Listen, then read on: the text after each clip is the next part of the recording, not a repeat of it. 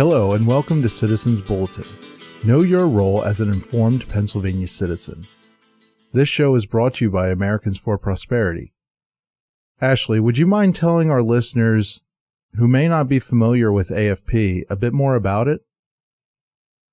Absolutely. Good morning, Russ, and good morning, listeners. Thanks again for tuning in. This week is an especially timely segment on free speech protection. But yes, before we get to that, again, Americans for Prosperity Pennsylvania is the largest grassroots organization that is both a nonprofit and is nonpartisan that is working to scale the voices of citizen activists across the Commonwealth so that they can be change agents in the policy discussions both in Harrisburg and in D.C. And so we have offices from Erie all the way to Folsom in Delaware County, so that folks are able to really learn and figure out the best, most effective way to activate. And so what we are committed to doing is training people, providing them with the most up-to-date, material on policy that impacts you at the state level and at the national level, and just making sure that you know how to best effectuate change and ensure that your lawmakers and policymakers know what you expect of them. Because at the end of the day, they are there to represent you and the district's interests. And if they're not hearing from you, it's pretty tough to do that. So that is what we're here to do. And I know so many of the listeners here have participated in some of our trainings through our sister organization, the Grassroots Leadership Academy. And for that, we're so grateful. But I think we have had an awesome slate of guests of late that have been from our headquarters and our policy department in Arlington, Virginia. And I'm excited to have one of those folks join me today. So Russ, if it's okay, we will just get started. Yes, that sounds good. Thank you for that explanation. Ashley, what's on your mind today? I hear you have a guest. Yes, absolutely. So we have Mr. Billy Easley, who heads up our free speech portfolio for Americans for Prosperity. And so I am going to let him talk all about his background, what he does for the organization, and some of the work he's doing in the First Amendment space.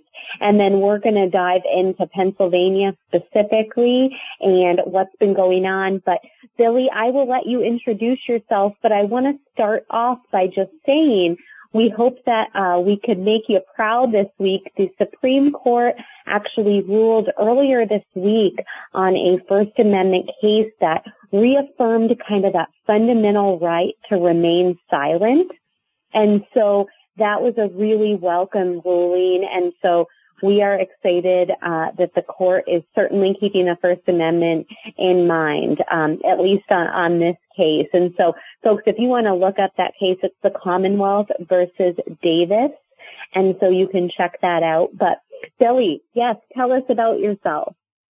Well, I'm glad that you mentioned that case, because it's always important for not just the public, but also our courts to protect the First Amendment rights of every citizen in the Constitution.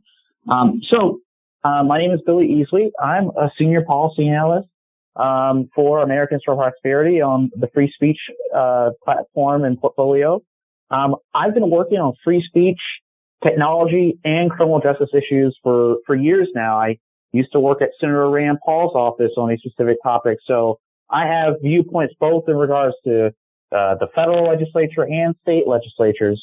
And one of the reasons why I'm focusing on free speech specifically is because America is really exceptional in the sorts of protections it has for its citizens when it comes to being able to have their voices heard. There's no other country in the world that has free speech protections as strong as the First Amendment.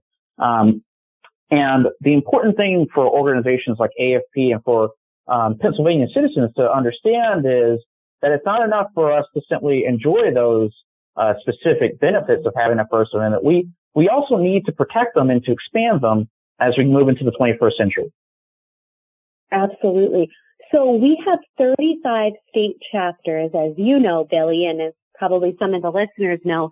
Can you tell us or just give us a little bit about how many of those chapters you have done work for, and sort of what some of that work has been around, what sort of issues? Oh, sure. So I've worked with almost every single one of our more than 30 state chapters around the country on free speech topics.